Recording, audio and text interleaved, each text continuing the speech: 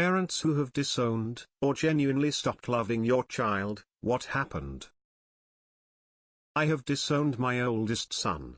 He molested my daughter, has been diagnosed as a sociopath, and we have restraining orders against him.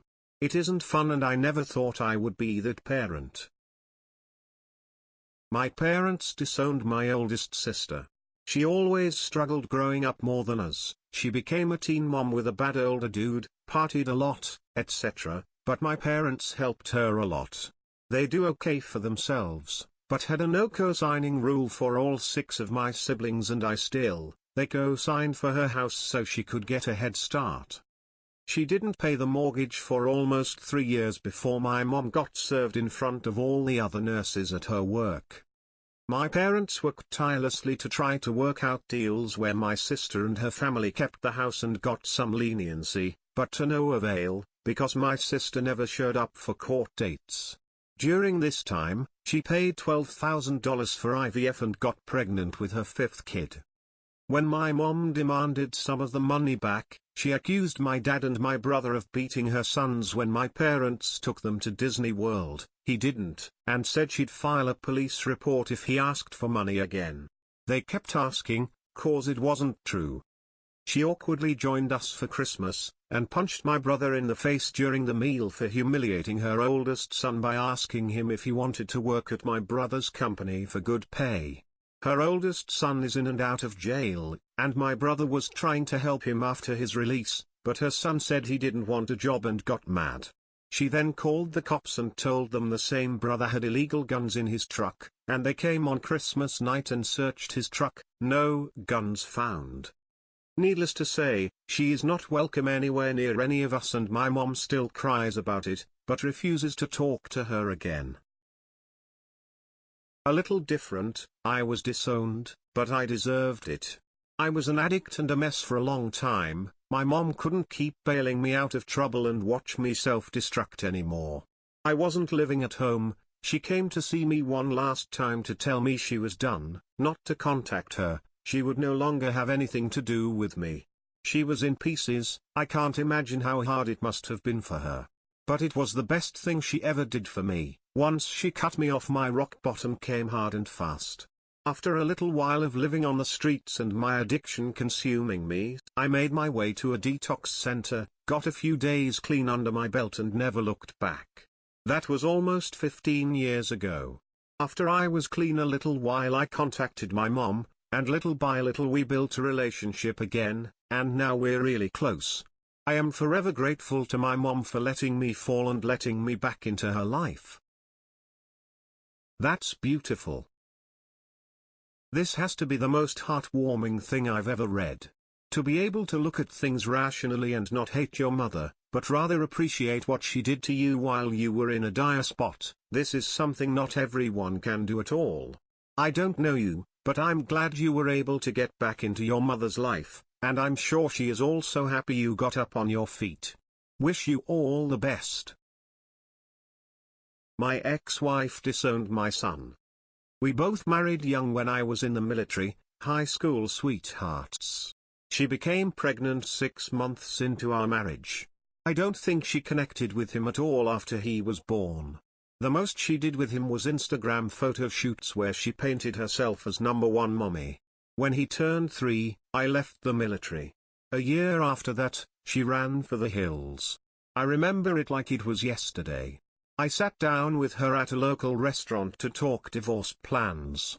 We split all of our financials and material items down the middle. We finally got to custody for my kiddo, something I dreaded to discuss because fathers never gain custody in my area, and she tells me I want absolutely no responsibility. I was taken back and I asked if she was sure. She was. That one sentence hurt me more than anything else that happened during that time.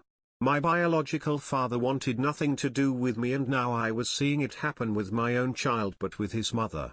I received full custody and she married within a year afterwards. She had another child too.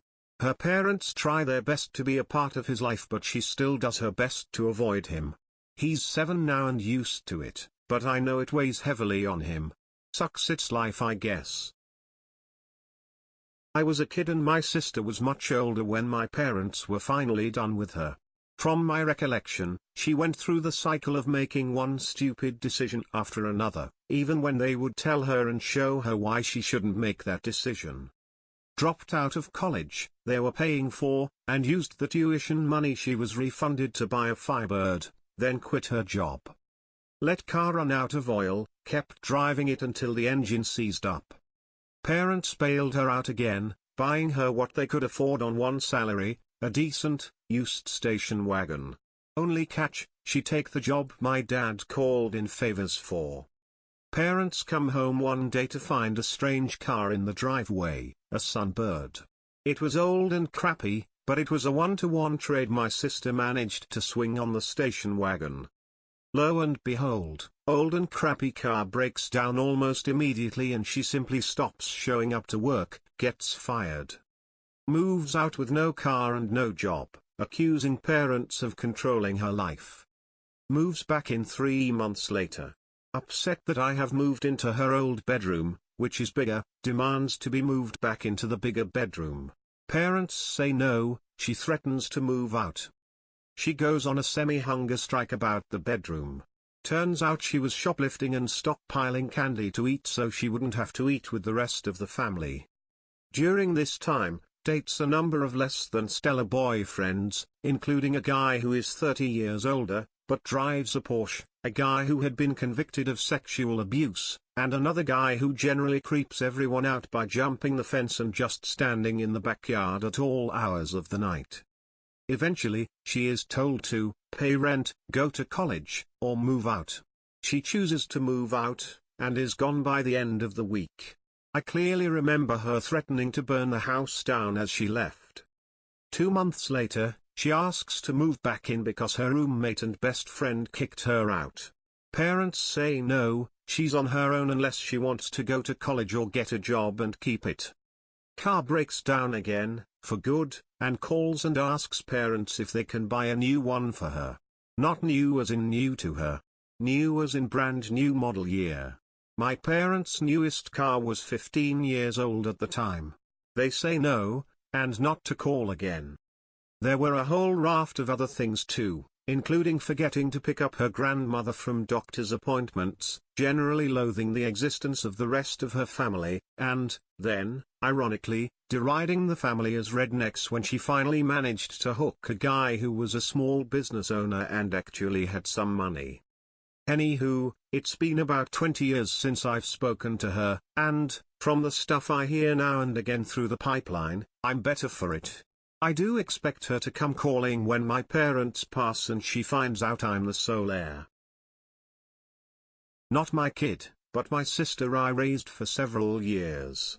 I was a senior in HS when my parents had my sister, completely unexpected. They were 58 and 55. I never really got to know her much as I went away to college when she was 5 months old, and was in the Air Force by the time she was 1.5.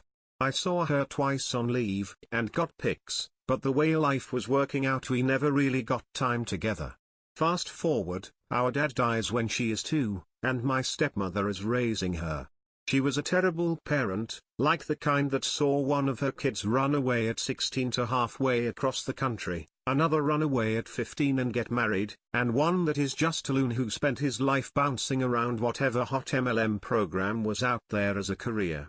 She also convinced my dad to send me to a Pray Away the Gay camp in TN. When I was 15. So when my sister was 11 and begging for help, I took leave and went to her. Surprisingly, my stepmonster was happy to get attorneys to draw up the paperwork for me to become my sister's guardian, and even pay for it.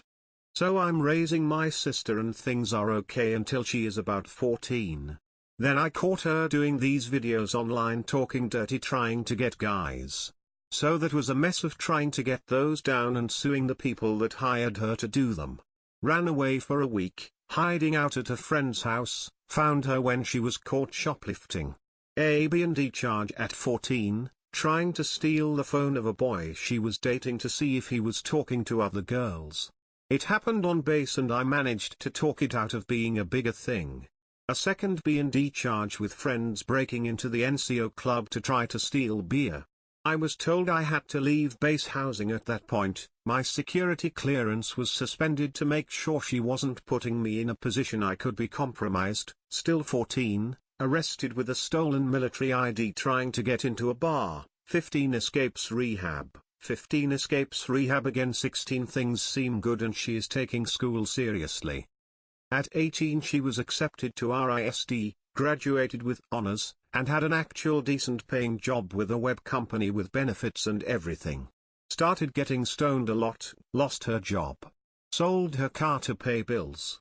Lost her apartment, still hadn't bothered looking for work. Got her trust fund at 24, blew over $400,000 in 2 years, nothing to show for it. Had multiple cases against her for drugs.